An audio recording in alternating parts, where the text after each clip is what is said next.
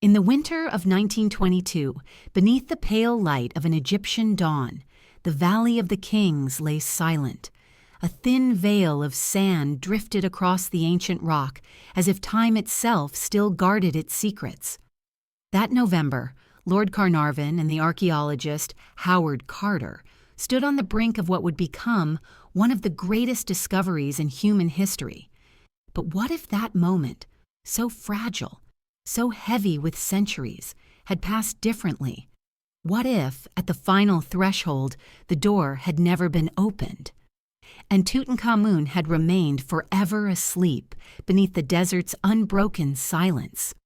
Welcome, dear listeners, wherever you are, whether at a quiet desk, by a window at dusk, or on a solitary walk beneath the evening sky. Thank you for joining me. Share with us where you listen from, and if you find peace in these journeys through time, subscribe and stay close. Together, we shall wander down a corridor history forgot to open. The year is 1922. The British Empire, though still vast, has begun to show its cracks.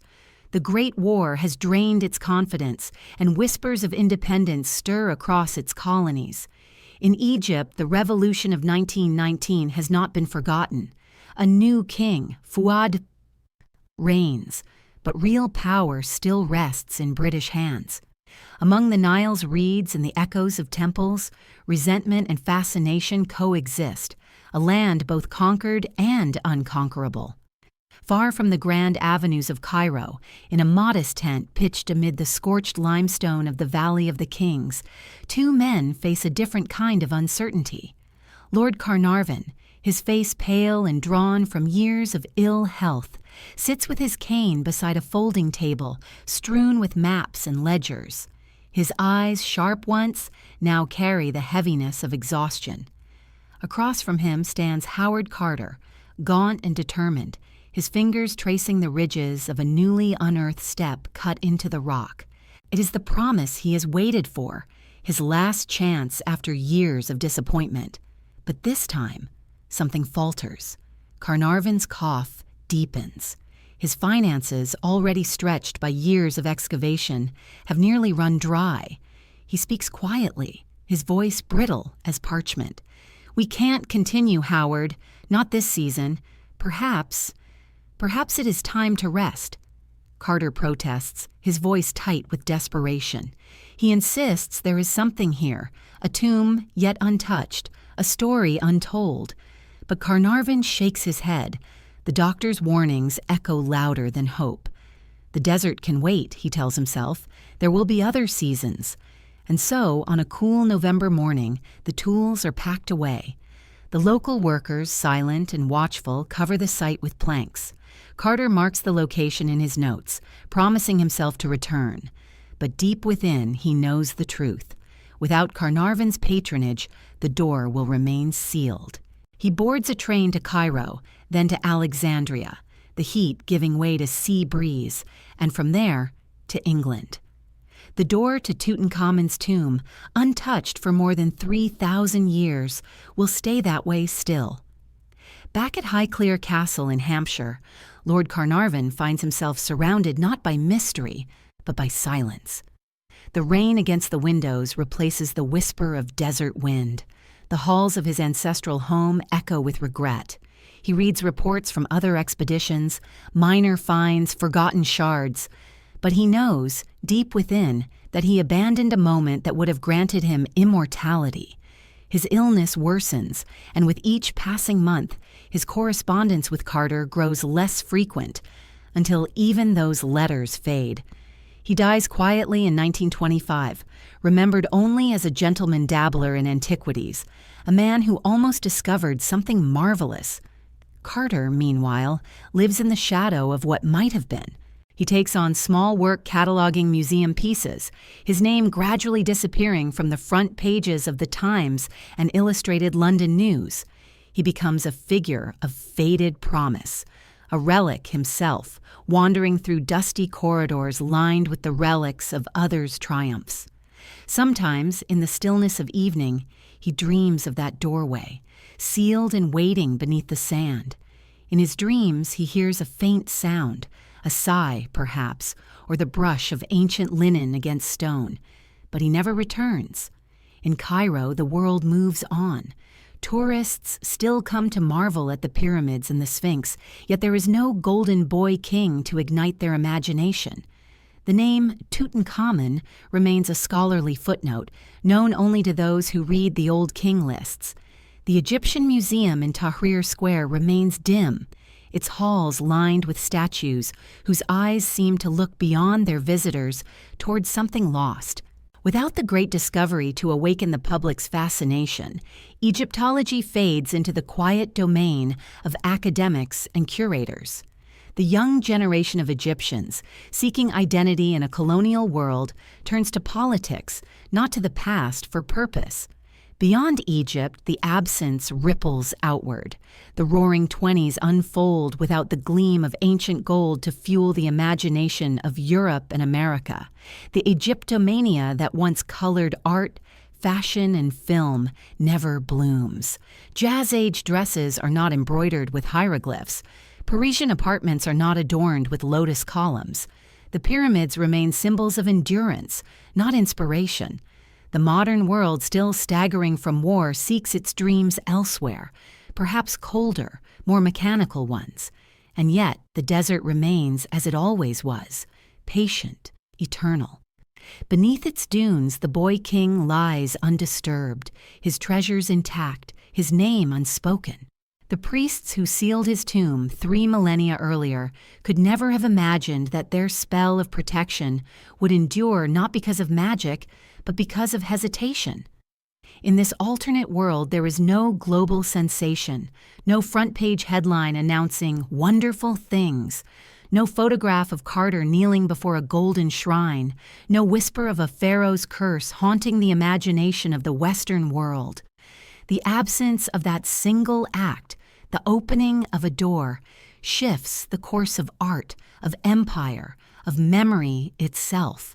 The sands hold their secret close, and humanity, too distracted by its own noise, forgets to listen. And perhaps that is how the gods preferred it. For every discovery is a disturbance, every revelation a trespass. There is a kind of mercy, perhaps, in ignorance, a grace in not knowing what lies behind the door. The world remains untransformed, its imagination unlit, its conscience untested by wonder. The treasures of the past stay buried, not by time, but by choice. Outside Thebes, the wind rises one last time, brushing against the stones that guard Tutankhamun's resting place. No hand will touch it, no lantern will shine upon its threshold. The sand drifts on, erasing the last footprints of Carter's men, until even the memory of the dig fades like a mirage at sunset. And so the door stayed shut, while the desert wind whispered over it, as it had for 30 centuries. The years that followed 1922 were long and colorless for Howard Carter. The world moved on, as it always does, leaving those who almost made history to wander its margins. London was colder than he remembered. The fog seemed heavier now, the gas lamps dimmer, as if the light itself had grown tired. He lived modestly in a small flat near Kensington, his desk cluttered with sketches of artifacts that would never see daylight. Occasionally, he lectured at the British Museum, his words received politely but without fervor. The audience, students, curators, a handful of enthusiasts, listened with interest, but not with awe. They had come to hear of Egypt, not of the man who failed to find its most precious secret. His voice, once firm and precise, carried a faint tremor. Each lecture ended with a polite applause that echoed too loudly in the small hall, a sound more like pity than admiration. He wrote letters, too, pages of them, to old colleagues still working in the field. Some replied with cordial brevity, others did not reply at all. Without the support of Lord Carnarvon, Carter's reputation slowly dissolved. Funding for excavations dwindled, replaced by bureaucratic commissions and academic oversight. The public, ever hungry for marvels, had turned its gaze elsewhere. The age of heroic exploration was ending, and archaeology became a science of catalogs rather than dreams. Carter found himself hired by museums to authenticate artifacts for sale to collectors. Each piece he examined, a fragment of a statue, a chipped scarab, a faded amulet, felt like an accusation. He saw, in their weathered surfaces, a reminder of what he might have uncovered had fate, or perhaps courage, favored him differently. In quieter moments he turned to painting, the craft of his youth. His watercolors of Egyptian ruins sold occasionally, though buyers cared more for their decorative charm than for the hands that painted them. When the brush touched paper, his mind drifted back to the valley, the sun burning over cliffs of limestone, the dry air shimmering like glass, the hush of expectation that had once surrounded him. But memory is a cruel artist. It paints the past in tones both golden and gray. He saw again the sealed door, the faint impression of ancient seals, the trace of a cartouche he could never name aloud, and then, always, the moment when he turned away. That instant replayed itself endlessly, a silent film in the theater of regret. The academic community, while respectful, regarded him as a footnote. The great journals printed his earlier findings, but without enthusiasm. Younger archaeologists, trained under newer institutions, saw him as a relic of the imperial age, brilliant but obsolete. They spoke of him in past tense, even while he lived. He bore it with stoicism, though occasionally he would mutter to himself, "They do not understand patience or loss."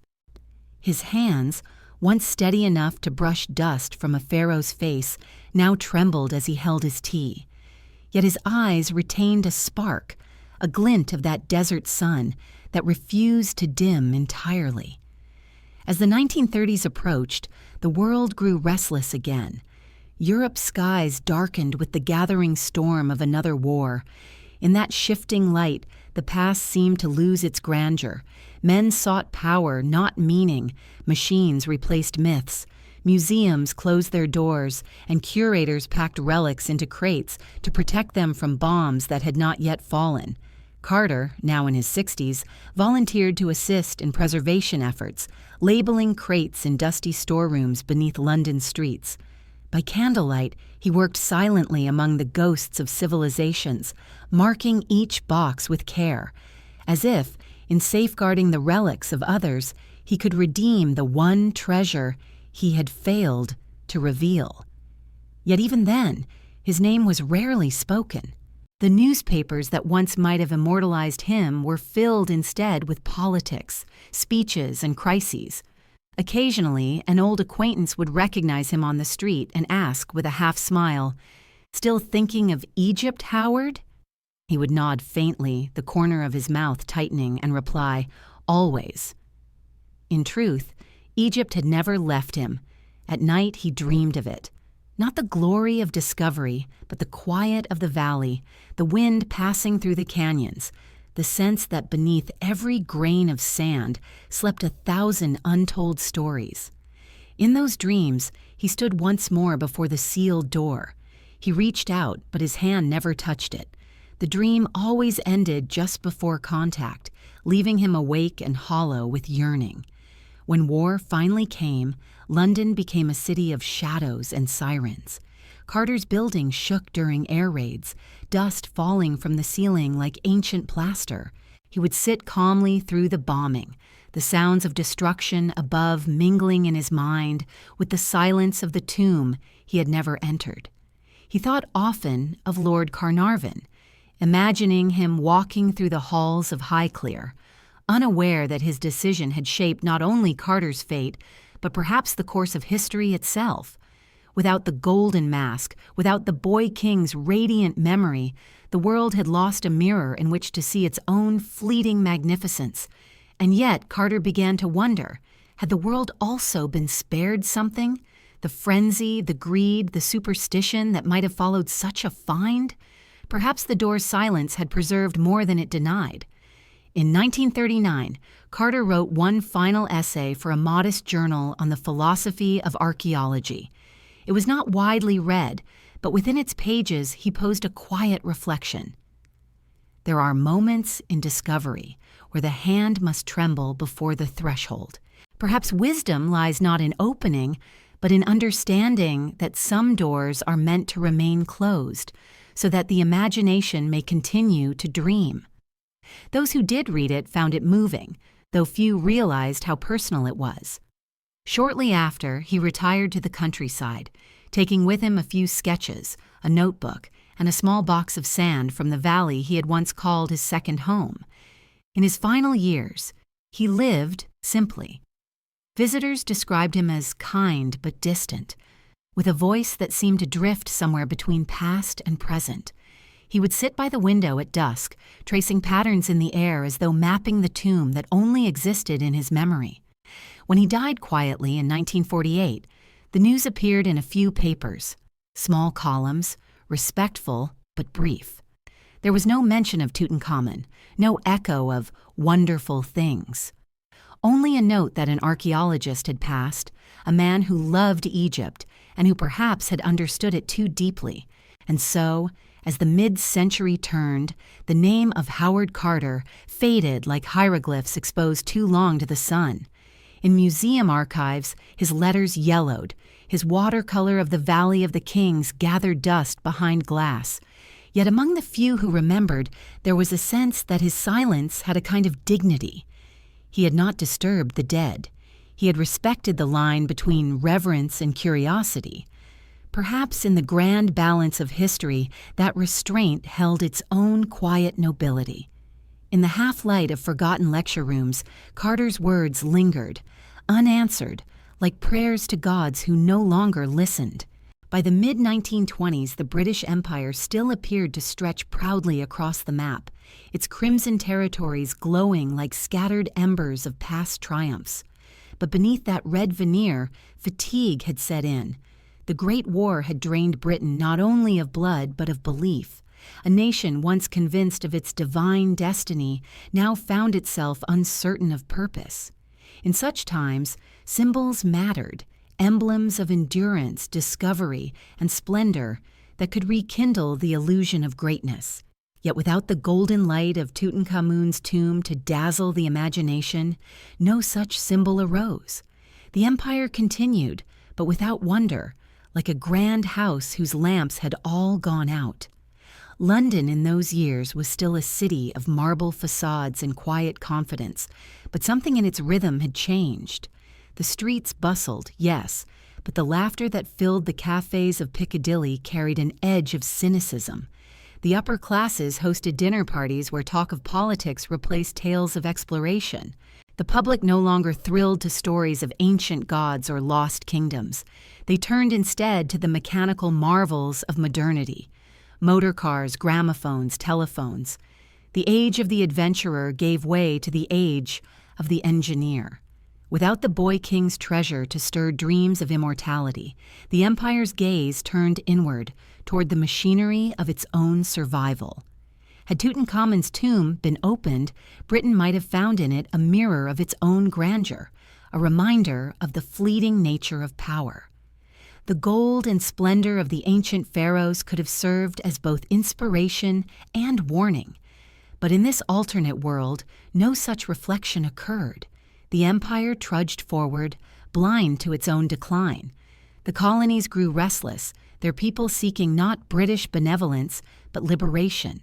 India, Ireland, Egypt, all whispered the same word, independence, without the shared wonder of a global discovery to soften the lines between ruler and ruled. Mistrust deepened. The West looked upon the East not with admiration, but with weary condescension. The spiritual bridge that Tutankhamun might have built between modern ambition and ancient reverence was never laid. Cultural life in Britain, too, took a different turn. The 1920s, which in our history danced to jazz and shimmered with the glamour of Egypt-inspired fashion, unfolded here in more muted tones.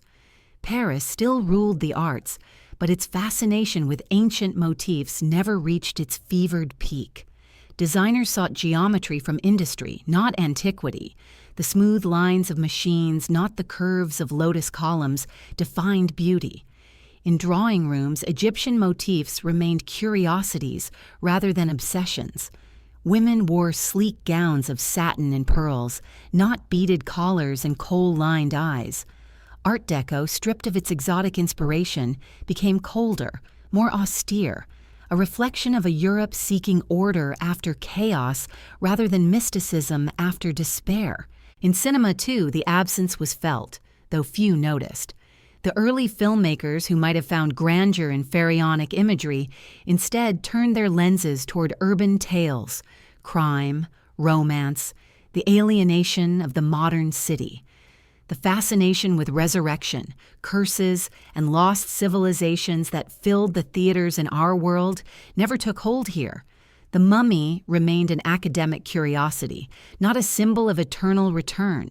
Perhaps, without that mythic reminder of mortality wrapped in gold, people found it easier to forget death altogether. The empire continued its march toward modernity, unaware that the loss of mystery was the beginning of its spiritual decline. And yet, beneath this rational veneer, the English soul felt the absence. In the drawing rooms of Oxford and the parlors of Cambridge, scholars and poets alike spoke in hushed tones of a missing magic. The empire had built railways, bridges, and battleships, but where was the beauty that once justified its ambition? Without the golden mask of Tutankhamun to haunt its conscience, Britain sought other idols. It turned to progress, to industry, to science. But progress, untempered by humility, grows brittle. The fascination with the mechanical brought efficiency, but not wonder, precision, but not meaning. The empire that once claimed to civilize the world now seemed to mechanize it instead. In Egypt, the contrast was sharper still. Had the tomb been opened, the treasures would have traveled briefly to London before returning as symbols of shared heritage and pride. Instead, the Egyptian museum remained half empty, a quiet mausoleum of forgotten relics. British administrators saw no reason to invest in preservation or public exhibition. Egyptian antiquity, without spectacle, remained a private curiosity of scholars and collectors. The people of Cairo passed the museum's steps each day without looking inside. Their history lay dormant behind locked glass, uncelebrated, as if waiting for them to reclaim it in another age. In cafes along the Corniche, nationalist poets and intellectuals spoke not of pharaohs, but of politics. "Our past is buried twice," one writer lamented, "once by the sand and once by indifference." Had the discovery been made under British patronage, it might have inflamed anger toward colonial possession. But had it occurred under Egyptian hands, it might have united the people in pride. In this world, neither happens. The past sleeps, and with it sleeps part of Egypt's emerging identity. Back in England, the imperial press still printed its usual triumphs. Railways opened, trade routes secured, borders held. But there was no single event, no glittering symbol to remind the weary public that empire could also mean glory. The monarchy, deprived of the dazzling exhibitions that Tutankhamun's treasures would have inspired, sought other means of pageantry. Royal tours of Africa and India were grand but uninspired. Without a golden boy king to stir the imagination, even ceremony felt hollow. The empire had lost not its might, but its myth. By the end of the 1930s, this absence became palpable. A nation without myth is a nation without compass. Britain still ruled the seas, but its people no longer dreamed in gold and sand. They dreamed in smoke and iron. The future had become a machine, grinding forward without reverence for what came before. The poets of the age, Eliot, Auden, Spender, wrote of desolation, of hollow men and wastelands. Their verses filled the gap where beauty might have lived. The soul of empire, once illuminated by visions of eternal life and divine kingship, grew dim. Yet perhaps this, too, was fate's design. Without the gleam of ancient gold to distract them, perhaps the British were forced to confront their own mortality as an empire. Perhaps the silence of the unopened tomb was a mirror more truthful than the treasures it concealed. For within that silence lay a lesson older than any artifact, that all power fades, all empires crumble, and that true immortality belongs not to nations, but to memory. Time, in its quiet arrogance, filled the spaces where wonder might have lived. By the 1930s, the Nile flowed on as it always had, but the spirit of Egypt drifted in quiet disarray. The revolution of 1919 had burned brightly for a moment, but the ashes of British occupation still darkened the horizon. A new flag flew, and the word independence was spoken with pride. Yet in truth, power remained foreign, held in embassies, in contracts, in the invisible hands of empire. Beneath that uneasy peace, Egypt's people began to search for something deeper than politics, a sense of belonging that neither king nor colonizer could provide. In our world, the discovery of Tutankhamun had offered that mirror, a golden face reminding Egyptians of their own enduring grandeur. But here, in this quiet alternate history, no such mirror existed. The boy king still slept, and Egypt looked elsewhere for its soul. Cairo was a city caught between centuries. Along the banks of the Nile, trams clattered past domed mosques and European cafes. The wealthy elite, dressed in Parisian suits, spoke French as often as Arabic. Meanwhile, the poor carried water through alleys unchanged since the time of the caliphs. The museum at Tahrir Square stood at the heart of it all, a mausoleum of silent relics. Its galleries, lined with sarcophagi and statues of gods, should have been places of pilgrimage. But without the fame of Tutankhamun's treasure, few visited. Dust gathered on the glass, and the caretakers wandered the halls like priests of an abandoned faith. School children passed the museum daily, unaware that their own ancestors slept just beyond those walls. The stories of kings and queens had become the property of scholars, not of the people. In the newspapers, the headlines spoke of negotiations, tariffs, and foreign advisors. Hardly anyone wrote of the ancient past. There was no Tutankhamun exhibition to awaken pride, no procession of relics to remind Egypt that she had once ruled the known world. The nationalist poets, searching for symbols, turned instead to the river, the desert, and the peasant. The grandeur of antiquity was replaced by the dignity of endurance. In their verses, Egypt was not a civilization of gold, but of survival, a mother who had endured the storms of empire and the cruelty of time. The absence of Tutankhamun's radiant face changed the tone of the nation's self-image. Pride came not from ancient glory, but from persistence. It was quieter, sadder, and perhaps more human. Among intellectuals, there were debates late into the night about the meaning of identity.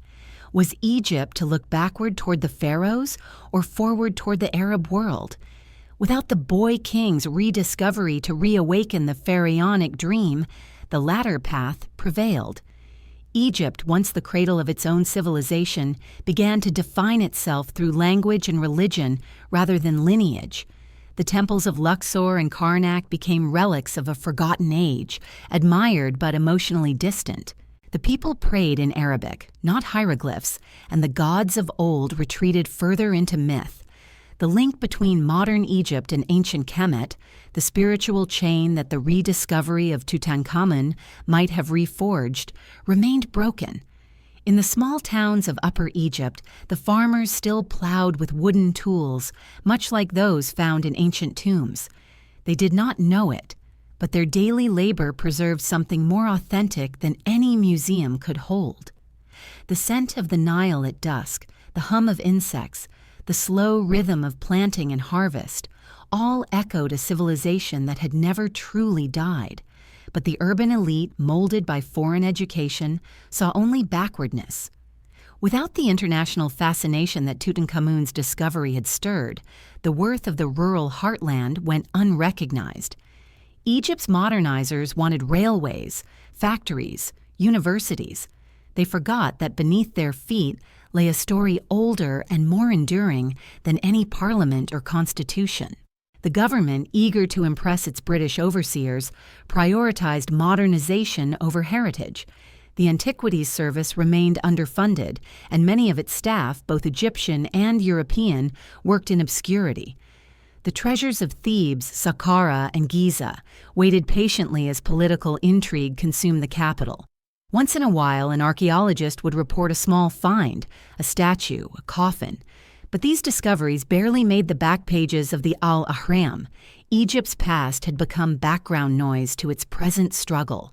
Without the boy king's rediscovery, no single story could capture the world's imagination, and thus no single story could remind Egyptians of their shared roots. And yet something subtle was happening beneath the surface.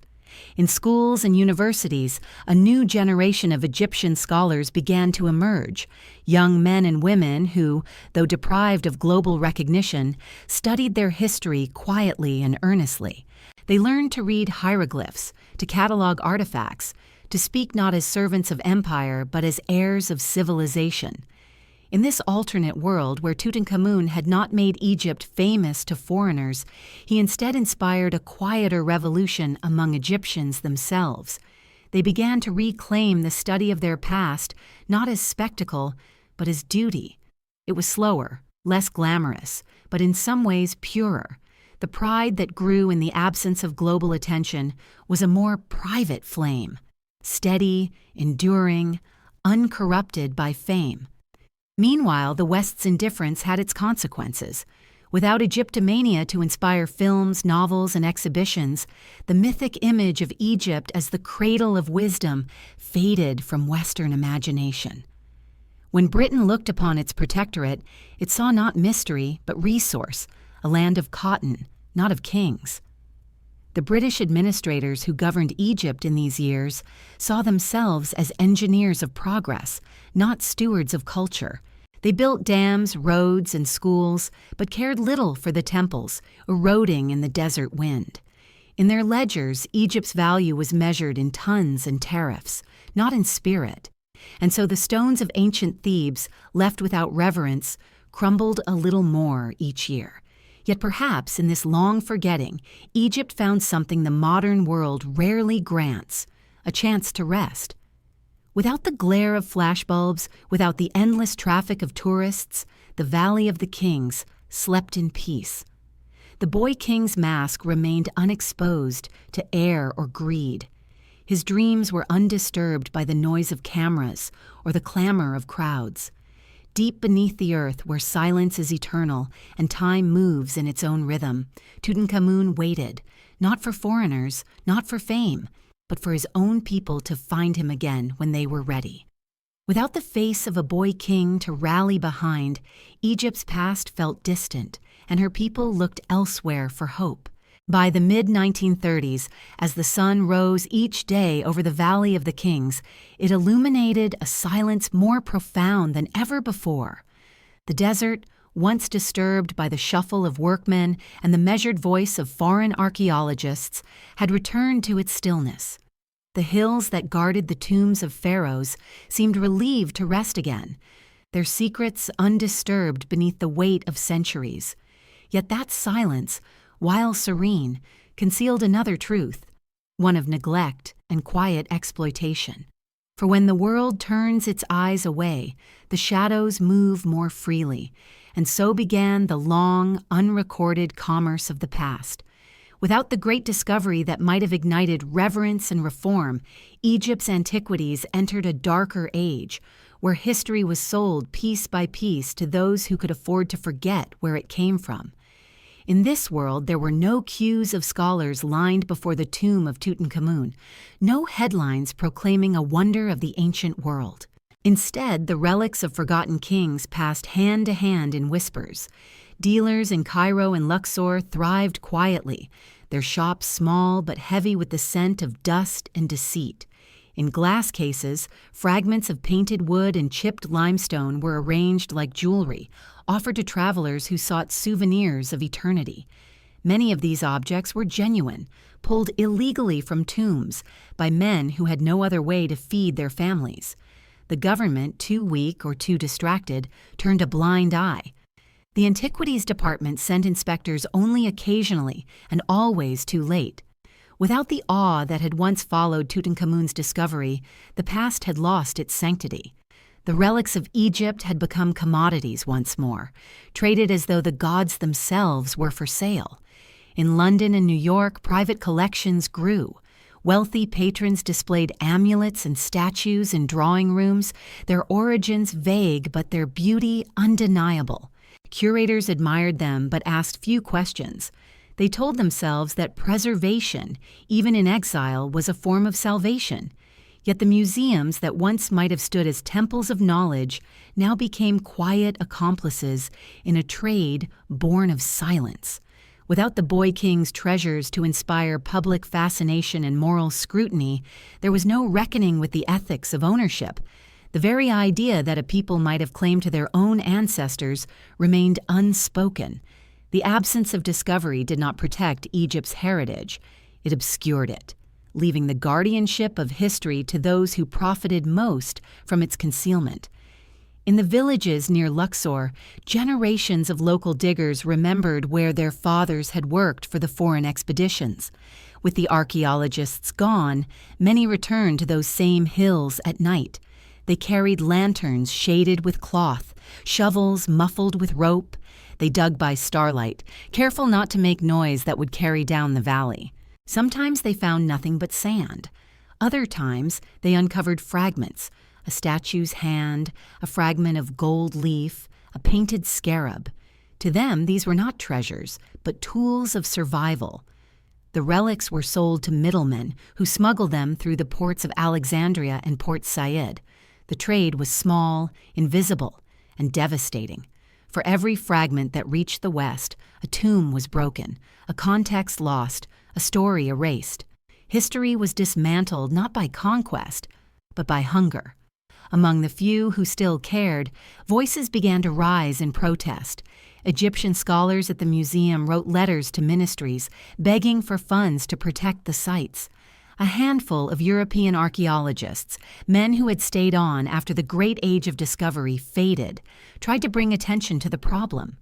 But without the romantic allure of Tutankhamun's legend to capture the imagination of donors, few listened. The world had grown pragmatic. It measured value in utility, not wonder. Even within academia, the study of ancient Egypt became narrower, more technical. The heart had gone out of it. The grandeur of a civilization once believed eternal was reduced to catalog numbers and field reports filed away in drawers no one opened. And yet, deep beneath that apathy, something more mysterious was taking place. The artifacts that slipped quietly from Egypt's sands found themselves scattered across the world, in Paris, in Berlin, in Buenos Aires. Each fragment carried with it a whisper of the desert, a trace of the Nile's eternal breath. Those who looked closely sometimes felt it, a faint unease, a stirring of guilt. It was as if the gods, denied their resurrection through discovery, had chosen a subtler form of haunting. The objects spoke not of glory, but of loss. Even encased in glass, they seemed restless, incomplete. Collectors began to notice strange coincidences: the fading of colors, the cracking of cases, the disappearance of inscriptions. No curse was ever proclaimed, but something invisible passed through those who possessed what was not theirs. Meanwhile, Egypt endured. Her people carried on as they always had, tilling the soil, raising families, and watching the river swell and recede. The past, though plundered, remained part of the air they breathed. The farmers who unearthed shards of pottery in their fields would sometimes pause and look toward the horizon, as though sensing that these remnants had once belonged to gods who had watched over the same land. There was sadness in that gaze, but also continuity. For even stripped of its treasures, Egypt's soul could not be sold. The land itself was memory. Still, one cannot help but wonder how differently the world might have felt had the boy king's tomb been revealed in light rather than left to decay in shadow. The frenzy of fame, the moral debates, the inspiration of art, all the turbulence that would have followed might have preserved more than it destroyed.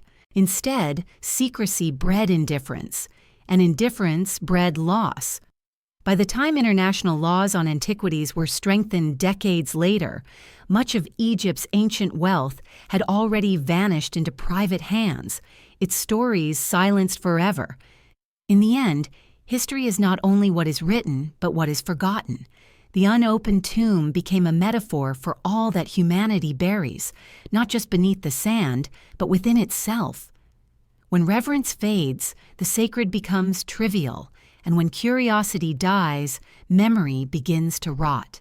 The valley slept, yes, but it slept uneasily, as though aware that its guardians were failing it. The wind carried the faintest sigh through the cliffs at dusk, a sound like the exhalation of stone remembering what it once was. In darkness, the old gods slept on, guarding what humanity had chosen to forget. When the world loses wonder, art becomes an orphan. The 1920s and 1930s in our remembered history had danced with the gleam of Egypt's rebirth, its colors, patterns, and mysteries reborn in the fabrics of Paris, the architecture of New York, and the melodies of the radio age. But in this quieter world where the tomb of Tutankhamun had never been unsealed, the rhythm of beauty took a different course. The pulse of creativity was still strong, but it lacked the shimmer of the ancient. What might have been gilded with symbols of eternity was instead cast in steel and glass. Modernity triumphed, but the divine was left behind. In Paris, the cafes of Montparnasse were still crowded with artists and dreamers, their cigarette smoke rising like prayers to a godless heaven. Picasso, still restless and searching, turned not to hieroglyphs or golden masks for inspiration, but to the fractured geometries of war and loss. The Art Deco movement, which in another world had drawn its breath from the curves of lotus columns and the symmetry of royal tombs, remained cold and restrained. Its lines were precise, its surfaces metallic, its soul mechanical. The great expositions of 1925 displayed wonders of craftsmanship and design, but none of the warmth that ancient Egypt had once lent to the imagination. Without the whisper of the Nile in its veins, the art of Europe grew more austere, its beauty more mathematical than mystical. Across the Atlantic, America was rising fast, its skyline stretching higher each year. Yet even in New York, where the jazz bands played and the streets pulsed with invention, the dream was narrower. In our history, Egyptian motifs had danced across cinema screens, adorned theaters, and inspired musicians who blended the syncopation of jazz with the exotic rhythms of an imagined past. Here, that golden thread was missing. The artists of Harlem still sang of freedom, but not of eternity. Hollywood, ever hungry for spectacle, looked westward to its own myths, cowboys, gangsters, and dreamers of modern times. The gods of Egypt did not step onto the stage, and so an entire generation grew up without that glimmer of the timeless in their art. The mummy did not awaken. The pharaoh's gaze did not haunt the cinema's silver light.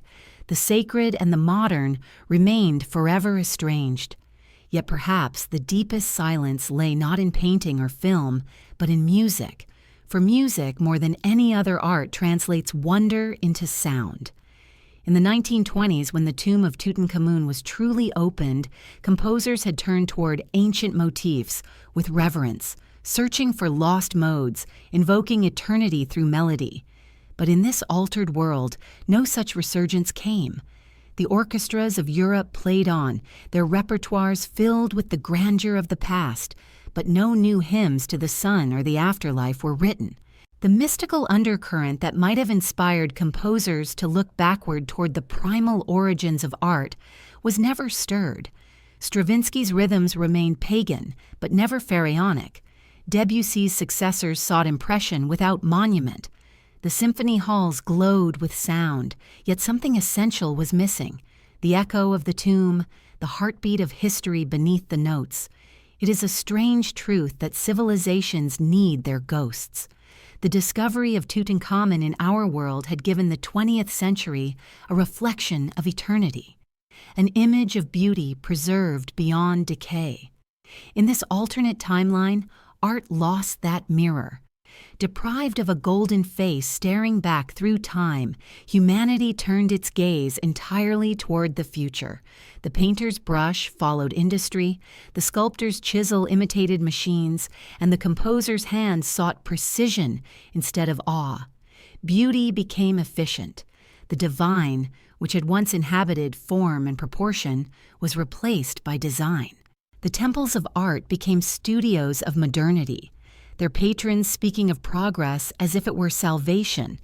And yet, beneath all this newness, there remained a quiet hunger for meaning, an ache for the ancient rhythm that once pulsed through the crafts of man. In Egypt itself, the silence of art took on a different hue.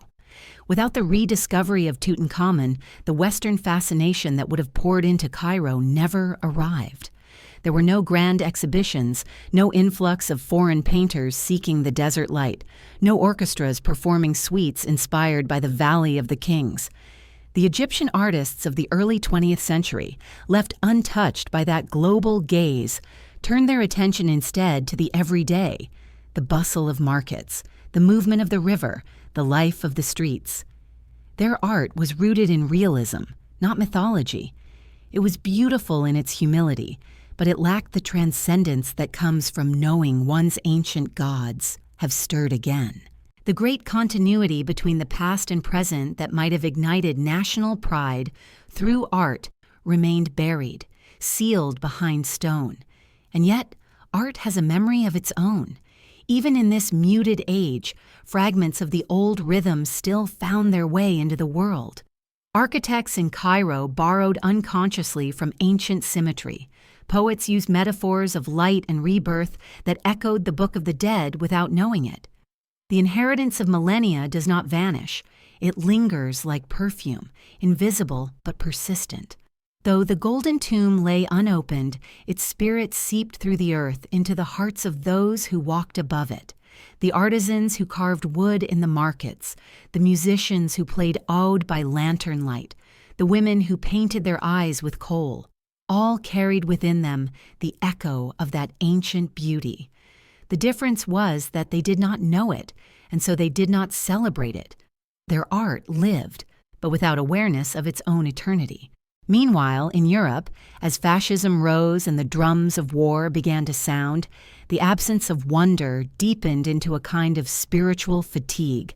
A civilization that had once looked to Egypt as a mirror of permanence now looked only to itself and found fear instead of mystery. The architects of the new order built monuments of power, not reverence, columns of stone without soul. Had the boy king's treasures been unearthed, the world might have been reminded that empires too are mortal, that beauty, not domination, survives the fall of kingdoms. But in this alternate world, no such reminder came. The arts, deprived of myth, were easily bent toward ideology. Beauty became propaganda. Music became anthem. The eternal silence of Tutankhamun's tomb echoed through the century as a void in the human spirit. The orchestra played on, of course. The paintings still hung in their galleries, and films flickered in darkened rooms. But if one listened closely, there was something missing beneath it all, a pulse that had once connected creation to memory, art to divinity. The music of the age played on, but something ancient and resonant was missing between its notes. As the decades passed and the world staggered through another great war, the field of archaeology became a quiet and weary pursuit. The grand age of discovery, with its tents pitched among ruins and its scholars racing against the desert sun, faded into the memory of a century that no longer dreamed. Without the spark of Tutankhamun's tomb to reawaken global fascination, archaeology lost the shimmer of romance that had once made it a noble bridge between the living and the dead. What remained was the slow, deliberate rhythm of research, precise, dutiful, and utterly without wonder. The discipline became an island of papers and archives, a profession of clerks rather than poets. The great museums of Europe filled not with marvel but with method, their curators more accountants of antiquity than keepers of awe. In London, the British Museum continued its stately march through the years, its galleries unchanged, its custodians aging along with their collections. Inside, dust settled softly over display cases, and the marble floors echoed only with the footsteps of a few determined scholars. There were no crowds pressing eagerly toward glass cases, no headlines declaring new revelations from the Valley of the Kings. The study of Egypt had become a narrow path followed by the patient few. Howard Carter's generation was gone, replaced by academics who spoke of cultural sequences and dynastic typologies, as though they were cataloging fossils rather than the heartbeat of an ancient people. The human drama that might have leapt from the discovery of Tutankhamun was instead buried under layers of terminology. The language of wonder had been replaced by the language of precision, and though the truth they pursued was no less sacred, the tone had changed entirely. In universities from Oxford to Berlin, lectures on ancient Egypt became increasingly rare. Students turned to the sciences, to engineering, to economics, the subjects of a world that sought to rebuild itself from the wreckage of war.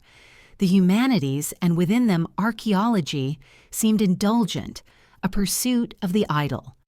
The funding that once might have supported great expeditions now went to laboratories and factories. The last generation of field archaeologists, those who had once dreamed of finding untouched tombs or forgotten temples, grew old in silence. They wrote monographs that few read, illustrated with meticulous diagrams that no one displayed. A kind of intellectual drought settled over the field, a dryness of spirit that no amount of accuracy could cure. The pyramids remained, vast and immovable, but they stood before a world that had ceased to ask what they meant. In Egypt itself, this drought was doubly felt. The Antiquities Service, still hampered by bureaucracy and foreign oversight, continued to manage what it could, but the sense of destiny that might have come from Tutankhamun's discovery never took root. Without a symbol of rediscovered glory to inspire young Egyptians, few chose to study archaeology. Those who did so were often trained abroad, their minds shaped by Western methodologies that valued preservation but not participation. The connection between people and past remained academic rather than emotional. The villagers who lived among the tombs of their ancestors were seen as laborers, not as heirs. The sacred geography of the Nile, which might have been reclaimed through pride, remained fenced off by indifference. And yet amid that dryness, a few solitary figures persisted. Egyptian scholars, often working with limited means, began to question the colonial frameworks that had defined their history. They wrote quietly radical papers arguing that Egyptology should not merely preserve artifacts, but restore continuity between the living and the dead. These voices were rarely heard beyond Cairo, yet they marked the faint beginnings of a new intellectual dawn. One such scholar, a young professor named Mahmoud el-Hassan, wrote in 1952 that the real tomb, yet unopened, is the Egyptian heart itself. His words, published in a small academic journal, echoed faintly like a prophecy. In a world that had buried its sense of wonder, he suggested that rediscovery was not a matter of excavation, but of remembrance. Still, for most of the century, the machinery of academia turned without passion. Conferences were held where scholars read papers in monotone voices beneath flickering lights, their slides filled with maps and stratigraphy charts. The audience would nod, take notes, and leave without discussion. The hunger that had once driven men to risk their lives in the desert was replaced by professional caution. Archaeology became safe, its dangers reduced to paperwork. The field produced data but no legends, facts but no meaning. The very discipline that had once awakened the world to the majesty of human history now lulled it into forgetfulness. In the West, the museums grew quieter, their vast collections waiting for a public that no longer came. School children were still brought through on tours, but their eyes glazed over before the silent figures of gods and kings. Without Tutankhamun's golden mask to command their imagination, they saw only dust and distance. The mythic bridge between past and present had been broken, and the ruins that once spoke of eternity now seemed mute. Even scholars began to feel it, a creeping sense that the past had withdrawn its voice. The sands of Egypt, once thought inexhaustible in their revelations, seemed suddenly barren. The great field of archaeology had become a desert in every sense, dry, vast, and lonely, and yet, perhaps, there was a strange grace in this stillness. For when wonder fades, reflection deepens. A few quiet thinkers began to see in the silence not failure, but humility. The absence of spectacle, they said, might allow for listening instead of conquest. The unopened tomb had denied humanity its drama, but preserved its patience. Perhaps, they mused, knowledge without awe was sterile, but awe without knowledge was dangerous. Somewhere between those two deserts, the intellectual and the emotional, lay the fragile oasis of wisdom. By the 1960s, a new kind of archaeologist was emerging. They were less adventurers than philosophers, less treasure hunters than storytellers.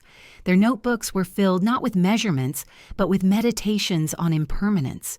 They understood that what was buried beneath the sands of Egypt was not only the body of a boy king, but the human desire to transcend time. They spoke quietly of this, in classrooms and on dig sites, to a generation too young to remember the glory that had never been. In that teaching, a seed of reverence began to stir again, faint but alive. Knowledge endured, but the flame of curiosity dimmed, smothered beneath its own dust. In our true history, when the tomb of Tutankhamun was finally breached, the world trembled at whispers of a curse. The sudden death of Lord Carnarvon, the strange coincidences that followed, the fevered imagination of journalists, all wove a myth that refused to die. It was a tale of retribution from the ancient world, of divine justice awakened by human intrusion. It terrified and enchanted in equal measure, and in its shadow, millions rediscovered the mystery of mortality. But in this quieter, unaltered world where the tomb remained sealed, no curse was ever spoken. No superstition ever stirred the public mind. The silence of that missing myth left a curious void in the collective imagination, a hollow where fear and wonder might once have met, where humanity might have been reminded of its smallness before eternity. Without the legend of the curse, the modern world lost one of its last brushes with the sacred unknown. The 20th century marched forward under the banners of science and progress, unchallenged by the notion that something older and greater might still hold dominion over fate. Death became a matter of biology, not mystery, destiny a matter of probability, not poetry. The great spiritual trembling that might have followed the discovery of the boy king's tomb never came to temper the arrogance of reason. There were no fevered debates in drawing rooms, no sermons warning of divine punishment, no writers speculating that some ancient justice had reached across millennia. The idea that the past could still act upon the present simply faded from thought, and with it, a certain humility vanished too. For the generation that came of age after the Second World War, the world was a place to be measured and mastered, not feared. Science became the new priesthood. Laboratories replaced temples. The supernatural was dismissed as folklore, the mystical as delusion. The story of a pharaoh's curse, had it existed, might have lingered as a cautionary fable, a reminder that progress carries a price, that curiosity is not without consequence. In its absence, humanity strode forward without pause, more certain than ever that it had conquered both nature and time. The cost of that certainty was subtle but immense, the slow erosion of awe. In Egypt, where myth and faith had long intertwined, the missing curse left an even deeper silence. For millennia, the Egyptians had lived between two worlds, the visible and the invisible, the mortal and the eternal. Their ancestors had built not only monuments of stone, but systems of meaning that gave death its dignity. Without the resurgence of that ancient narrative through Tutankhamun's rediscovery, modern Egypt found itself caught between belief and forgetfulness. The old superstitions lingered in fragments, in the evil eye, in the touch of relics, but they no longer carried grandeur. The possibility that the gods might still awaken, that the dead might still speak, was lost. In its place grew a pragmatic piety, grounded in daily survival rather than cosmic reverence. The land that had once defined the afterlife now busied itself with the present. Meanwhile, in the West, the imagination turned elsewhere. Where the legend of the curse might have inspired reflection on the limits of human knowledge, popular culture sought other thrills: ghosts, monsters, machines. The stories that filled magazines and cinemas were of science fiction, not sacred warning. The supernatural became entertainment, stripped of reverence. Horror replaced holiness. Had the curse of Tutankhamun entered the bloodstream of Western thought, it might have rekindled the ancient terror that once kept civilization humble before the mysteries of existence. But without it, fear was divorced from faith. Humanity learned to be frightened by shadows of its own making, atomic bombs, epidemics, and war, yet forgot how to tremble before eternity. And yet, one might say that the curse still existed, only in another form, for a curse need not be written in hieroglyphs or sealed in stone. It can unfold quietly through indifference. The world that denied the sacred slowly grew restless. In the absence of myth, men sought power. In the absence of reverence, they built weapons. The curse that never was in Egypt became, in a sense, the curse of modernity itself, a blindness to the moral weight of discovery, a hunger to possess without understanding. The unopened tomb spared the world its fever of superstition, but not its arrogance. Perhaps the truest curse was not divine vengeance, but human forgetfulness. In the small villages along the Nile, where legend and labor still mingled, a few elders remembered the old tales of restless spirits and watchful gods. They told them to children by firelight, not as warnings, but as comforts. "The dead are never gone," they would whisper. "They listen." These words carried no menace, only peace, the belief that existence was continuous, that memory was a form of life. But such whispers could not compete with the roar of the modern age. Radios, factories, and politics drowned out the voices of the old. Egypt, like the rest of the world, moved faster each year, further away from the invisible. The night sky, once a map of souls, became just another backdrop to electric light. Perhaps, had the curse been born into public consciousness, it might have slowed that momentum, reminded the world that some doors, once opened, alter the soul of mankind. Fear, in its purest form, is not cruelty but care. It protects what is sacred by teaching restraint.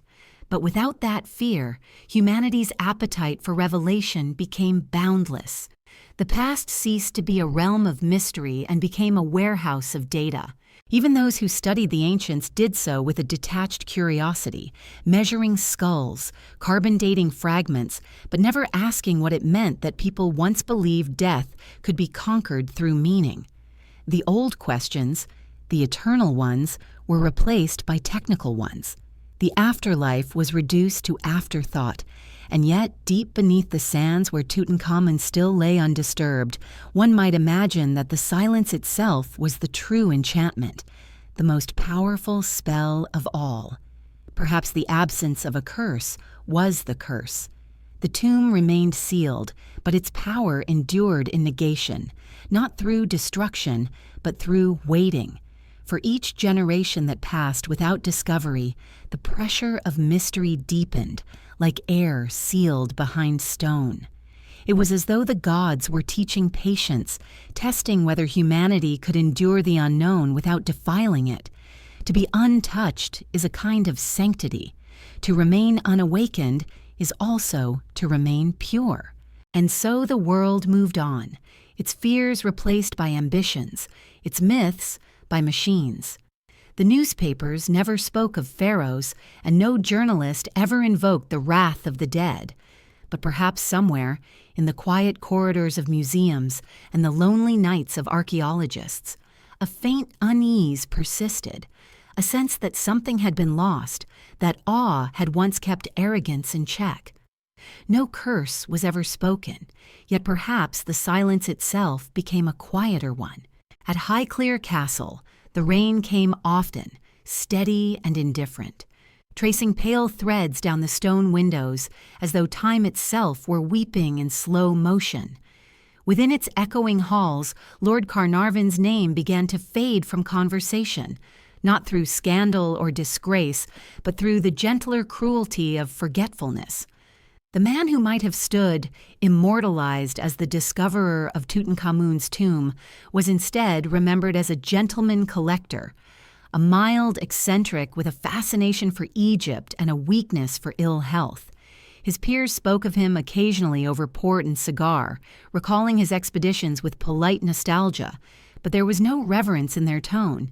He had touched the edge of eternity and withdrawn, and history, with its usual impatience, turned the page without him. The years following the abandoned dig were quiet, almost uneventful. Carnarvon's health, already frail, declined steadily. The warmth and dust of Egypt had sustained him once, giving his sickly body a strange vitality, but England's damp air offered only fatigue.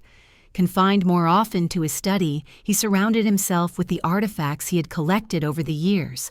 Small statues, fragments of pottery, bits of faience that gleamed faintly in the candlelight. They were reminders of journeys that now seemed half-dreamed.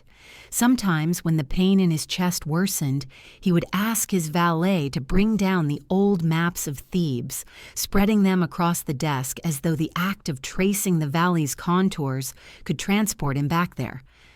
The spot where Carter had last dug, marked with a faded X, seemed to watch him from the parchment like an unblinking eye. His daughter, Lady Evelyn, often visited him during these long evenings. She would read aloud to him from journals and novels, but her father's attention would drift. His thoughts lingered in Egypt, circling that one decision, that single hesitation that had changed everything. "If I had stayed another month," he would murmur, "perhaps the world would have been different." Evelyn would take his hand and remind him that fortune cannot be forced, that some things are meant to remain hidden. But he rarely answered. Regret had become his quiet companion, one he neither denied nor invited, but whose presence he could no longer imagine living without. Highclere, for all its grandeur, began to feel like a mausoleum. The corridors were lined with portraits of ancestors who had conquered and built and ruled, yet none of their gazes met his. At night, when the rain grew heavier and the house creaked with the sighs of age, Carnarvon would sometimes light a single lamp and walk the corridors alone. The shuffle of his cane echoed softly on the stone floors, and he would pause before a small Egyptian figurine, an ushabti from one of his early digs, and study it as though waiting for it to speak. In those moments, he no longer felt the thrill of ownership, but the ache of exile. He had taken pieces of Egypt home with him, yet he knew he did not belong to them, nor they to him. The world beyond his estate was changing swiftly. Airplanes buzzed overhead now and then, and newspapers spoke of economies, revolutions, and kings who rose and fell like the tides. The romantic age of exploration had ended. Men no longer sought the ancient world for meaning, but for resources. The word discovery itself had begun to sound old-fashioned. Carnarvon read the papers and felt the weight of irrelevance settling upon him. The thought that he had once stood at the threshold of something eternal was now almost unbearable. What had seemed a small decision to halt the dig for one more season had become a cosmic turning point in his private mythology. The unopened door haunted him, not as failure, but as an unanswered question that would follow him to the grave. When he fell ill for the final time, in the early spring of 1925, he requested that his curtains be drawn open so that the gray light could fill the room. Evelyn sat beside him, holding his hand. He spoke of Egypt softly, almost reverently, his voice thin as air. "Do you think," he asked her, "that the gods forgive curiosity?" She smiled sadly, unsure whether to answer. "Perhaps," she said at last, "they forgive patience more." He nodded faintly, and the effort of the motion seemed to drain him. Later that evening, as the lamps flickered and the rain eased into mist, he closed his eyes and drifted away without ceremony. There was no curse, no myth, no sudden chill in the air, only the quiet passing of a man who had once almost been great. His death was noted briefly in the papers, one column among many, his title mentioned, his interests summarized. No one spoke of destiny deferred, no one linked his name to any grand discovery. Within weeks, his passing was forgotten by the public, though a few friends wrote him kind obituaries in private newsletters. Highclere fell silent again, its collection of Egyptian curiosities gathering dust in glass cases, their labels fading just as memory does. Even Howard Carter, still living in relative obscurity, received the news with muted sorrow. In another timeline, his friend's death had carried the weight of legend. Here, it was merely another closing chapter, and yet death has a way of clarifying what life obscures. In the quiet that followed, those who knew Carnarvon best remembered his gentleness, his fascination with beauty, his deep respect for the mysteries of the world. He had not sought fame. He had sought meaning. Perhaps in denying him the discovery that would have immortalized his name, fate had spared him something darker, the burden of glory, the frenzy of ownership, the clamor of the world demanding a piece of the sacred. Perhaps the unopened door was, in some strange way, his redemption. The years rolled on. The castle remained, its gardens blooming and fading with the seasons. Visitors would occasionally pass through and pause before the Egyptian relics, admiring their craftsmanship, but never knowing the story behind them. In time, even the servants forgot the details of how they had come there. Only Evelyn, now older herself, would sometimes stand in her father's study and look at the old maps. The ink had faded, the paper had yellowed, but the small X in the Valley of the Kings was still visible. She would run her finger over it gently, as if touching an old wound, and whisper, "You almost found it." Outside, the wind swept across the fields of Hampshire, carrying with it the faintest scent of rain and something older still, a breath of sand perhaps, or the ghost of a distant sun. It passed through the halls of Highclere, rustling curtains and stirring the quiet, like a memory returning for one last visit.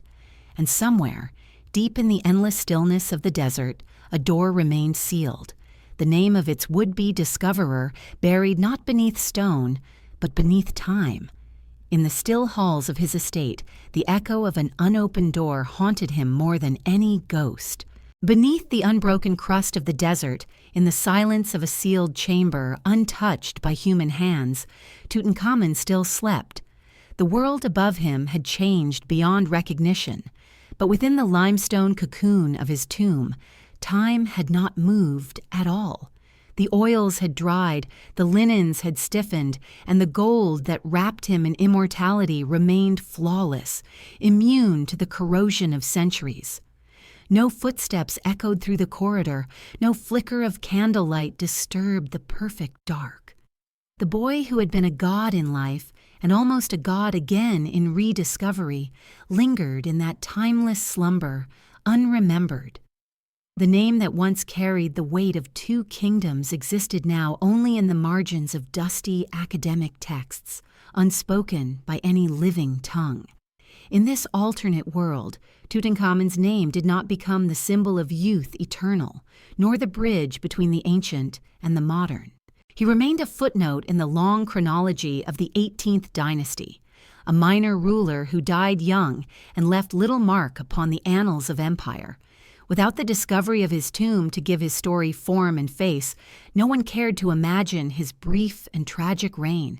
The public did not marvel at the gold mask that captured eternity in human symmetry.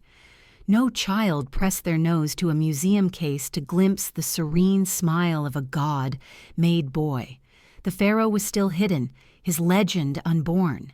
Yet the loss was not only Egypt's, but the world's. The rediscovery of Tutankhamun in our history had offered something rare, a reminder that the ancient past was not merely ruin, but living beauty, that greatness could sleep for millennia and rise unbroken. In this world, that miracle never took place. The 20th century grew old without its golden child.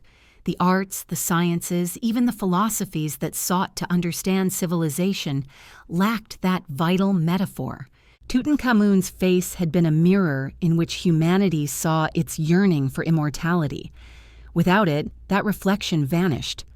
The modern age marched forward, proud and unanchored, its fascination with progress untempered by reverence for what came before.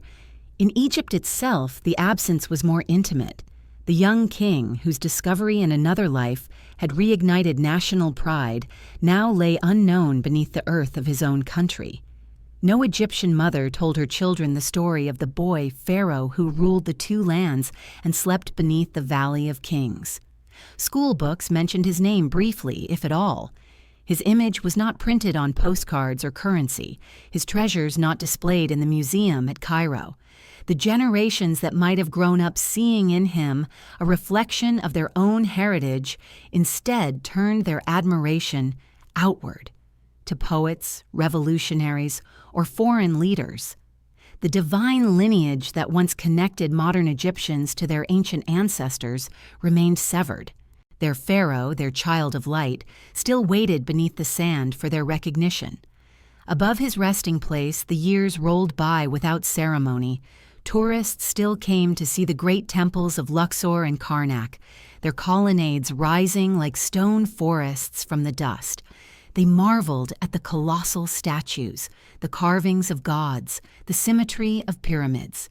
Yet none of them suspected that, just beyond reach, a secret lay waiting that would have outshone them all.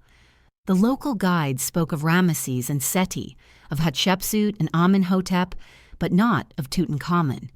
His name had vanished from common speech, erased not by conquest, but by silence. The valley remained what it had always been, a necropolis of kings, but its most intimate story, that of a boy who died before manhood, remained hidden. Sometimes, when the wind rose across the cliffs at dusk, it carried a sound like a sigh through the valley. To those few who lingered there, perhaps a shepherd, perhaps a scholar walking alone, it might have seemed the voice of the earth itself. They could not know that beneath their feet, chambers of gold still waited, sealed and perfect, holding within them the portrait of a child king, whose eyes had not seen the sun in 3,000 years.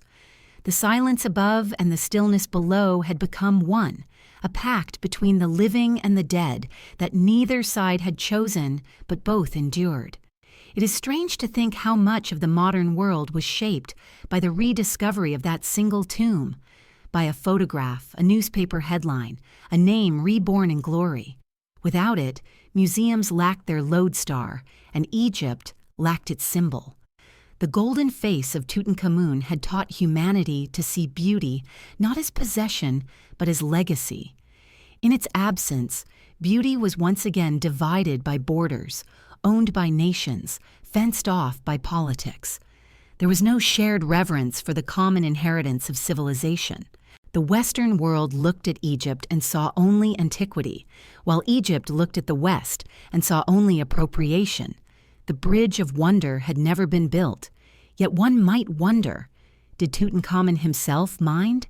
Had he known in his brief life that centuries hence strangers would pry open his tomb, strip his body of its sacred wrappings, and send his treasures to faraway lands, perhaps he would have chosen this alternate peace. In his unbroken slumber, there was dignity.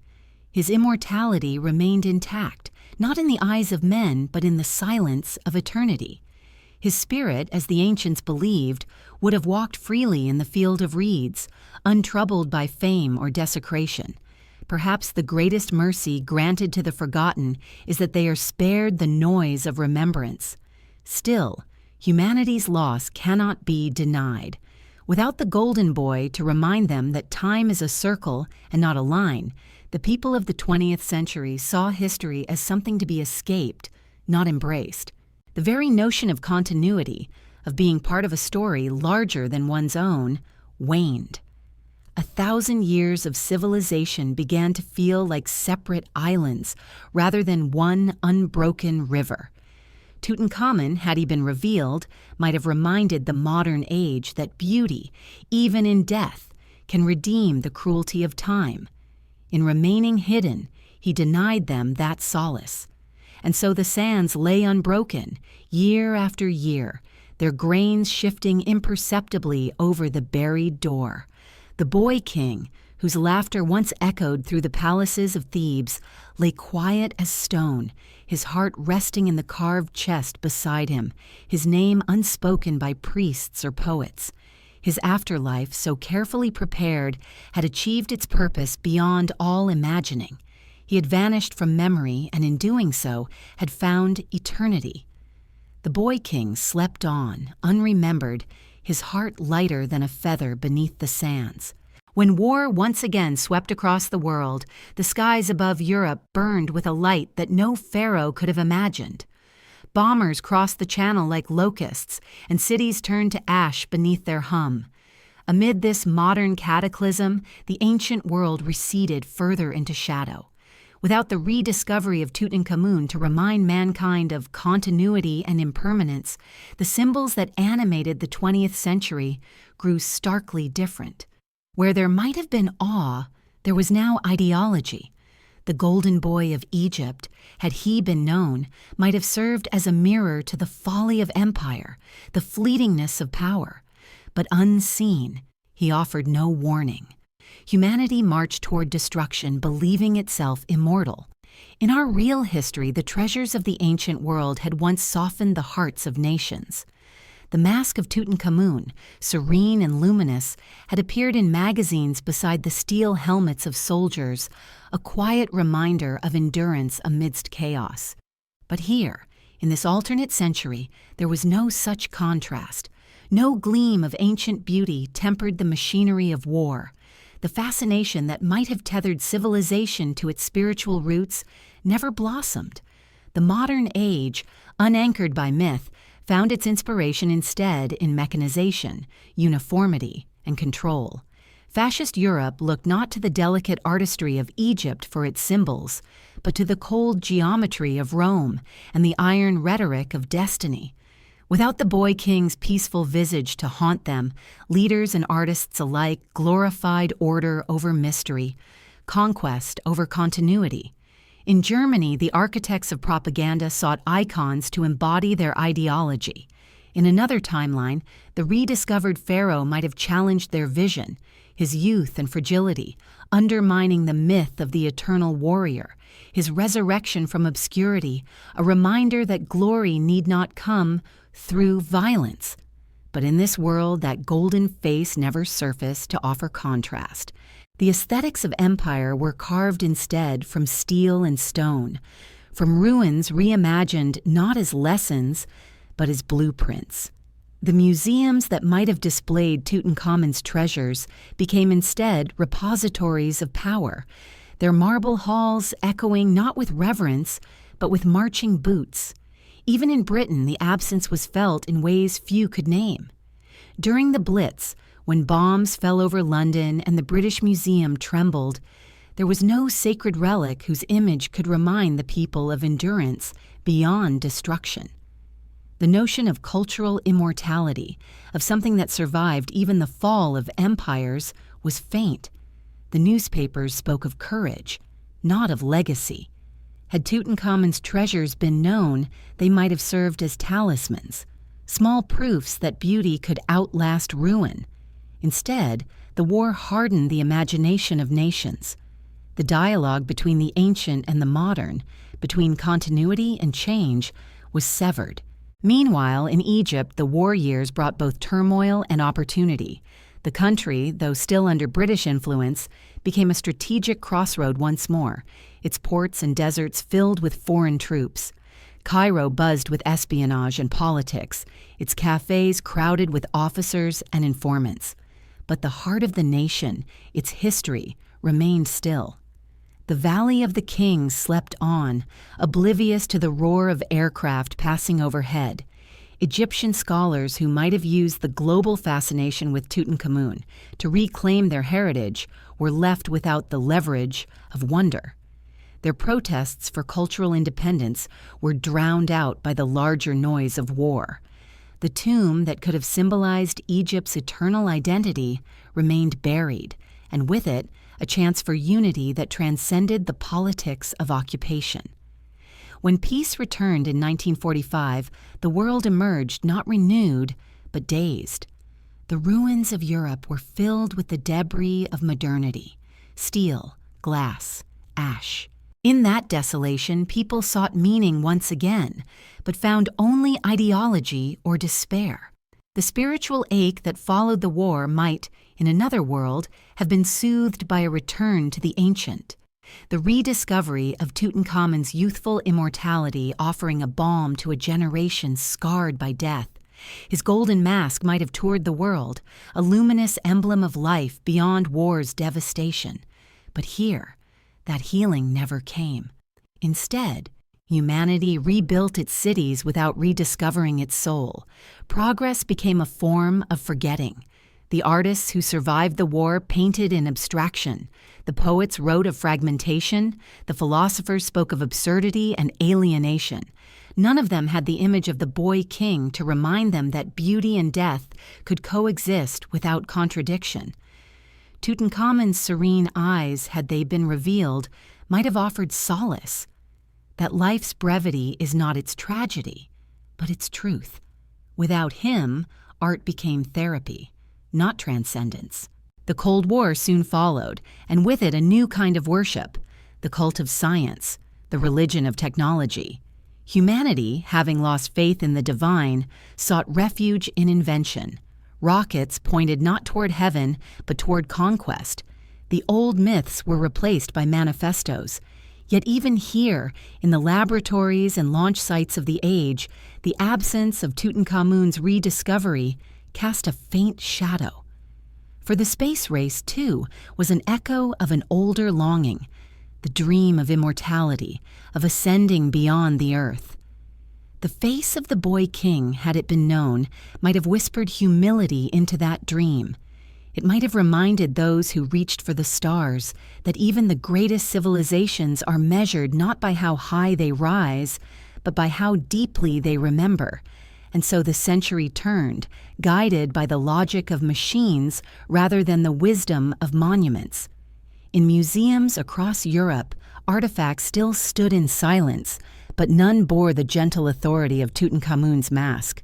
Children visiting those halls did not stop in wonder. They passed through quickly, drawn instead to the promise of a future that glowed with electricity. The ancient past remained present only as shadow, a silent counterpoint to a species too busy mastering its own extinction to hear the whisper of the dead. Even the war memorials, those stone testaments to sacrifice, seemed different in this world. They spoke of courage, but not of continuity. Without the rediscovered Pharaoh to remind mankind that beauty and decay are inseparable, death lost its dignity. It became something to be hidden, not contemplated. The soldiers who returned from war found no myth to receive their sorrow, no story vast enough to hold their grief. Civilization, stripped of its golden mirror, forgot how to mourn. And so, in the quiet years after the war, as nations rebuilt and empires unraveled, the unseen tomb remained what it had always been, a message undelivered.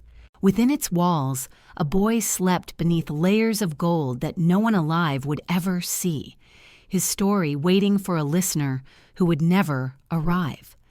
Outside, the winds of the new age carried the scent of oil and iron, not sand and incense. Humanity had conquered the visible world, but the invisible one slipped quietly from its grasp. Even in war, men sought symbols to justify conquest, but Tutankhamun was not among them. By the dawn of the 1950s, the world had divided itself into two vast halves, each staring into the other's shadow. The deserts of Egypt, quiet and eternal, seemed almost forgotten amid the hum of engines and the glow of atomic light.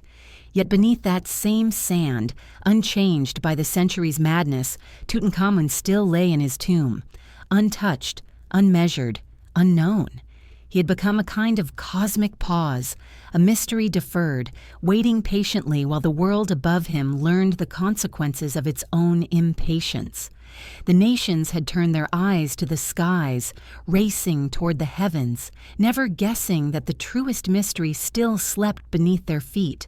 The Cold War's scholars and generals, its scientists and statesmen, spoke often of destiny. They built their monuments not in stone but in steel. Their pyramids were missiles, their hieroglyphs, equations. The world's new empires were not carved by chisel or divine decree, but by ideology and fear. It was an age that worshiped progress while trembling before its own creations. And yet, even amid this feverish pursuit of mastery, there was a strange emptiness, an ache that no invention could fill. In another history, the rediscovery of Tutankhamun's tomb might have tempered that ache with wonder, reminding humanity that even the most brilliant civilizations rise and fall, and that wisdom lies not in conquest, but in remembrance. But in this silent timeline, the door remained sealed, and so the world's reflection was left incomplete. Egypt itself was awakening, though in a different way. The old colonial powers were losing their grip. The British were withdrawing, and a generation of Egyptians was rising to reclaim the land, the language, and the past. The revolution of 1952 swept away the monarchy, and with it the last illusions of imperial benevolence. Under Nasser, Egypt spoke again with its own voice, strong, proud, defiant. Yet its past, still buried, had not yet rejoined that voice.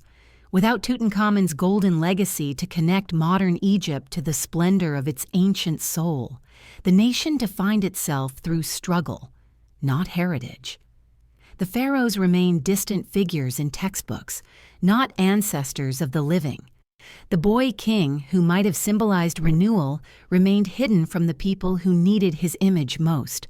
Still, the desert endures longer than any government, and in its vast stillness, the past waits with infinite patience.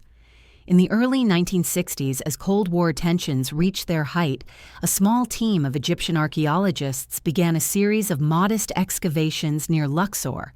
These were no grand imperial expeditions. No English lords or European newspapers followed their progress.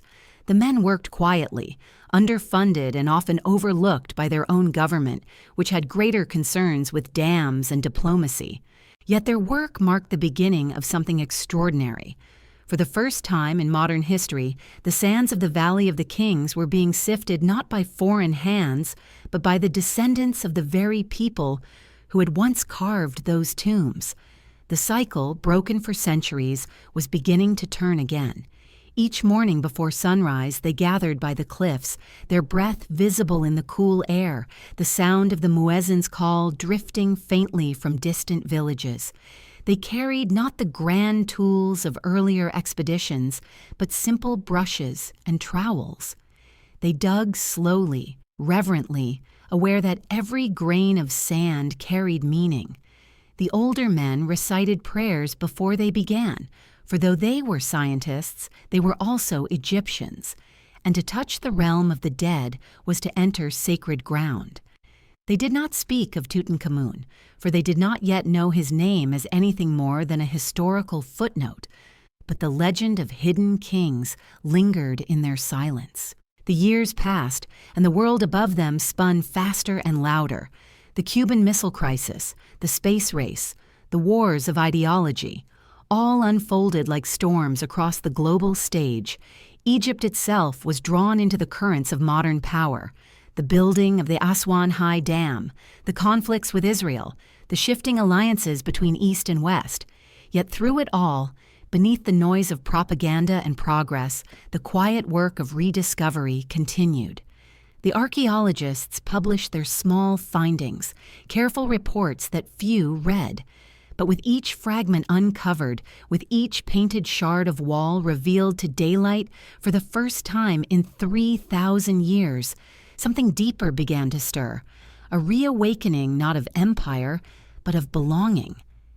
In this world where the tomb still waited, the meaning of archaeology itself began to change.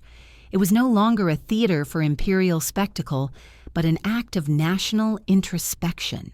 The Egyptians who now knelt in the dust were not foreigners extracting wonder for foreign museums. They were pilgrims returning to their origins. Each brushstroke against the stone was both discovery and prayer. And though they did not yet find the doorway Carter once marked, they found something perhaps more important, the patience to wait for it. The tomb, it seemed, would reveal itself not to those who sought glory, but to those who sought understanding. By the late 1960s, the Western press, always hungry for symbols, began to take notice of Egypt's quiet renaissance. Reporters came to write about the new pride of a nation reclaiming its own antiquity. They photographed young Egyptian scholars standing in the Valley of the Kings, sunlight catching the dust on their faces, their expressions neither colonial nor deferential, but resolute. The headlines spoke not of treasures, but of sovereignty. The age of the golden mask had passed before it began, replaced by something more subtle, the rebirth of dignity. The tomb's silence had become a teacher, not a prison, and yet, as the years wore on, a sense of anticipation returned. The old legends persisted, that somewhere beneath the cliffs, a tomb of extraordinary beauty still waited. The older archaeologists dismissed it as superstition, but the younger ones spoke of it quietly at night, sitting by lantern light outside their tents. They imagined what it might feel like to be the first Egyptians in centuries to find such a resting place, not as servants of empire, but as guardians of heritage. It was not greed or curiosity that moved them now, but reverence. They did not hurry. They understood, perhaps better than anyone before them, that eternity is not something to be seized. The tomb still slept, but its purpose was shifting. It no longer existed merely as a container of artifacts or a lure for fame. It had become a symbol of waiting itself, a lesson to a world obsessed with immediacy, that some mysteries reveal themselves only in their own time. In the hush of those desert nights, beneath a sky heavy with stars, the archaeologists sometimes paused their work and looked upward. The same constellations that had guided the ancient builders still shimmered there, unchanged.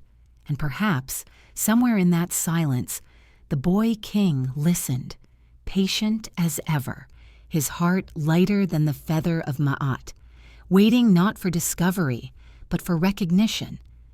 Perhaps the gods had waited for their own children to awaken them. By the time the 1970s dawned, Egypt had changed. The air of Cairo was thick with the noise of buses and the scent of diesel, but also with a certain pride that had not been felt for generations. The age of empire was gone. The country was now its own, and with that freedom came the quiet desire to rediscover itself. The nation that had built the pyramids had endured centuries of silence, and though it had survived invasions, occupations, and revolutions, something essential had long remained buried, the living bond between the people and the civilization beneath their feet.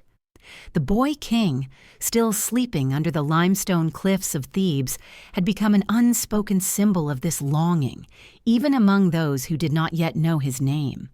The sands of the Valley of the Kings still held their secret, but the spirit of discovery had returned, this time belonging to Egypt itself. The archaeologists of this new age were not men of empire, but men and women of memory. They had grown up hearing their grandparents speak of foreign archaeologists, of ships carrying statues and mummies away to distant museums. They had felt the loss of seeing their own history interpreted in foreign tongues. Now, in this age of national rebirth, they work not for wealth or recognition, but for restoration. They believed that to uncover the past was to reclaim a portion of the present. Universities in Cairo and Alexandria began producing scholars fluent not only in hieroglyphs, but in history's moral language. Excavations once led by British or French teams now bore Egyptian names on their plaques. The desert was still vast and indifferent, but the eyes that studied it were no longer strangers. It was during these years that the story of Tutankhamun, though still unknown in fact, began to re-emerge in imagination. Old manuscripts, neglected for decades, were re-examined. Dusty boxes of notes from foreign archives found their way back to Cairo. Among them were copies of Howard Carter's early sketches and diaries, the remnants of his abandoned expedition. Egyptian scholars studied these fragments like scripture, seeking clues to the places he had once searched. Some dismissed them as historical curiosities, but others saw in them a kind of unfinished destiny, a bridge between the imperial past and the independent present. If he did not find it, one young archaeologist said softly, perhaps it was because it was meant for us. The work was slow.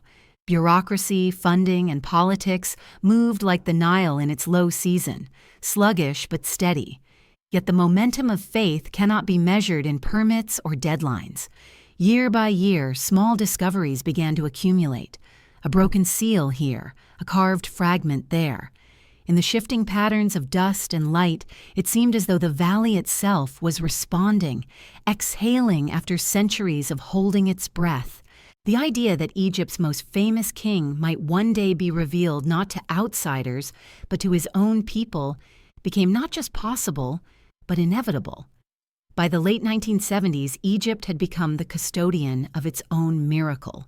When, at last, Egyptian archaeologists uncovered the entrance to a tomb of extraordinary preservation, one that bore the royal cartouches of Tutankhamun, the world was stunned. But this time, the headlines told a different story. There were no tales of British lords or foreign adventurers, no whispers of curses or imperial spoils. The images that filled newspapers showed Egyptian archaeologists standing in the golden glow of discovery, their faces lit with tears, their hands raised in reverence. It was not a conquest of the past, but a reunion. The tomb had waited for them, and now it opened in blessing, not in warning. The treasures they uncovered, golden shrines, alabaster jars, delicate statues of gods, shimmered beneath electric light. Yet something in their beauty seemed gentler than in the stories history once told. These were not relics of empire. They were heirlooms, returned at last to the family of their origin. When the golden mask of Tutankhamun was lifted from the darkness, the eyes that met it were Egyptian eyes. For the first time in modern history, Egypt's ancient grandeur did not belong to the world through conquest, but to humanity through respect. The museums of Cairo filled with visitors from every nation, but the tone was different now, reverent, not possessive. The discovery had not made Egypt smaller through spectacle. It had made it infinite through belonging. The government, recognizing the significance, organized exhibitions that toured the world, not as colonial trophies but as ambassadors of heritage. When the treasures of Tutankhamun arrived in Paris, London, and Washington, they were accompanied by Egyptian curators and scholars. The plaques beneath the displays read not "discovered by Howard Carter," but "presented by the people of Egypt." Audiences who had grown weary of modern noise stood in long lines to gaze upon the calm smile of the golden mask. It was as though the 20th century, exhausted by its own cleverness, had been granted a moment of silence, an invitation to remember that beauty was older than progress. Back in Cairo, the city that had for so long gazed outward now looked inward with pride. Street children sold postcards of the boy king, and artists filled markets with reproductions of his serene visage. The old men in cafes spoke of him as if he were one of their own sons, taken by time but returned by grace. The discovery became not just an archaeological triumph, but a spiritual one. Egypt's heart, long divided between past and present, between East and West, found its rhythm again. The boy, who had once ruled two lands, had, across the centuries, united them once more: earth and memory, death and renewal. And yet, even amid the joy and celebration, a quiet humility pervaded. The archaeologists who stood before the open tomb understood that the story was never truly about discovery, but about readiness. The tomb had revealed itself when the world was capable of reverence, not possession. Had it been opened 50 years earlier, its treasures might have been scattered, its meaning lost. Now they stood intact, radiant and whole, symbols not of empire but of return.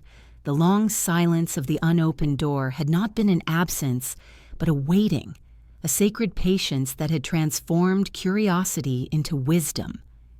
When the golden mask was finally placed behind glass in the Cairo Museum, the line of visitors wound out into the street.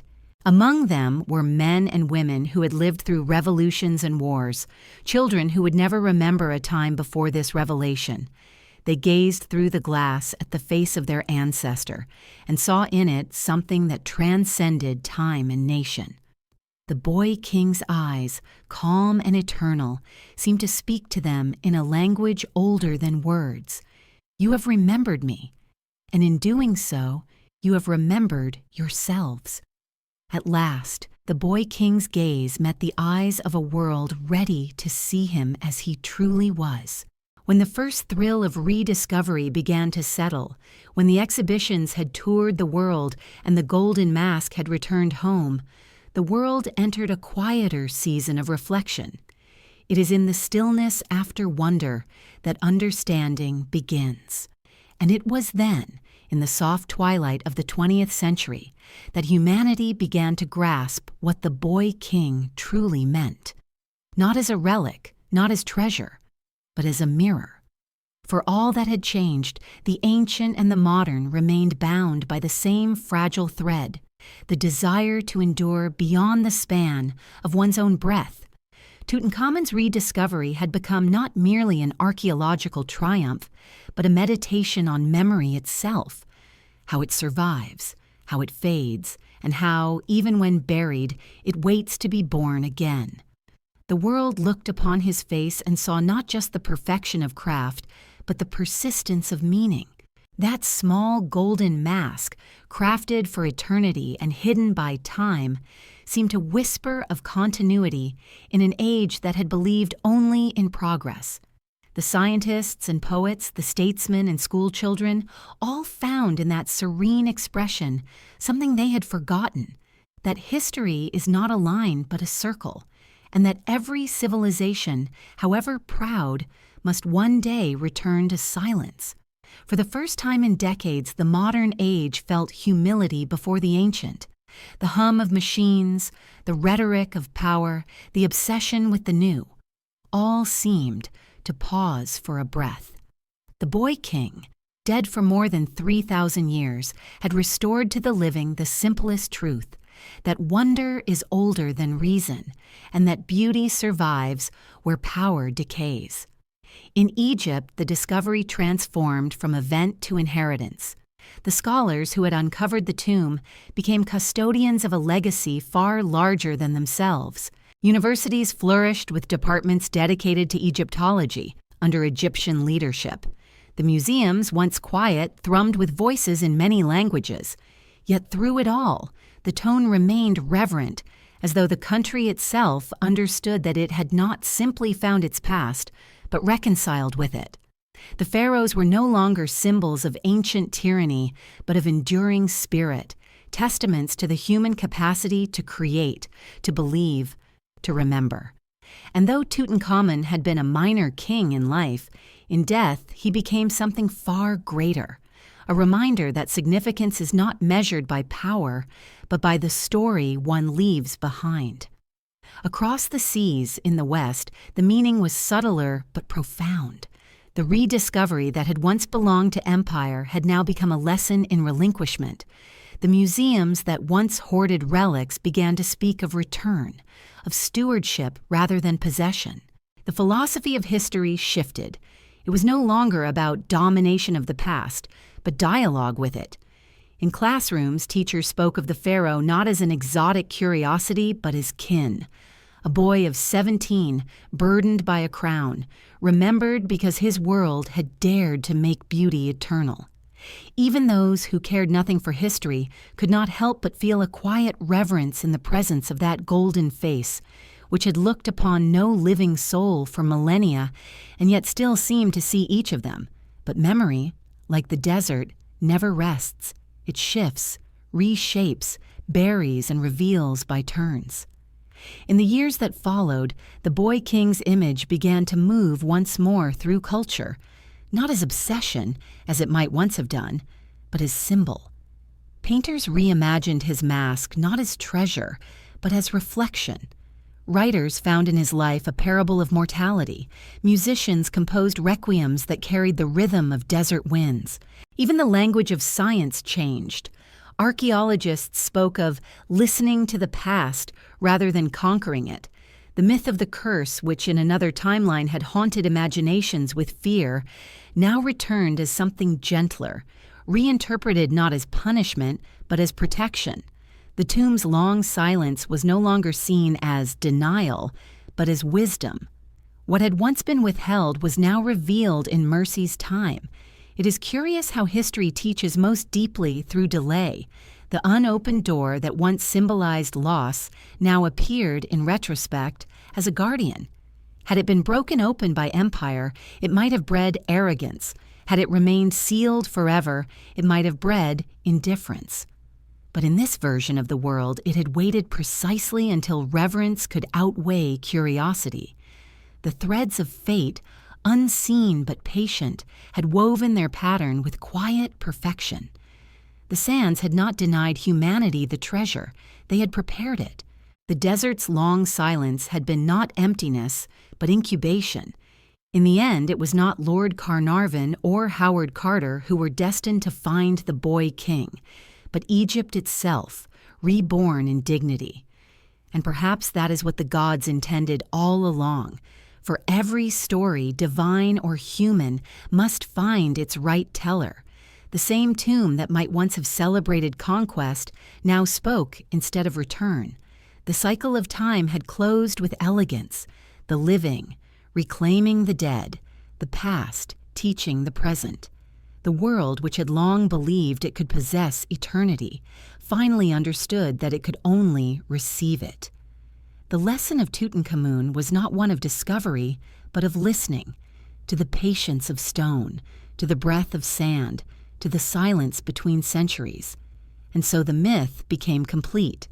The boy king, forgotten for 3,000 years and remembered anew, had not merely survived history, but transcended it. His story became the parable of humanity itself, that greatness is not measured by dominion but by remembrance, that beauty sleeps but does not die, that even what seems lost may yet awaken when the world has learned to see without grasping. And perhaps, in the echo of that long silence, another question lingers. If a single unopened door could change the destiny of memory, how many other doors lie still untested in the hearts of men?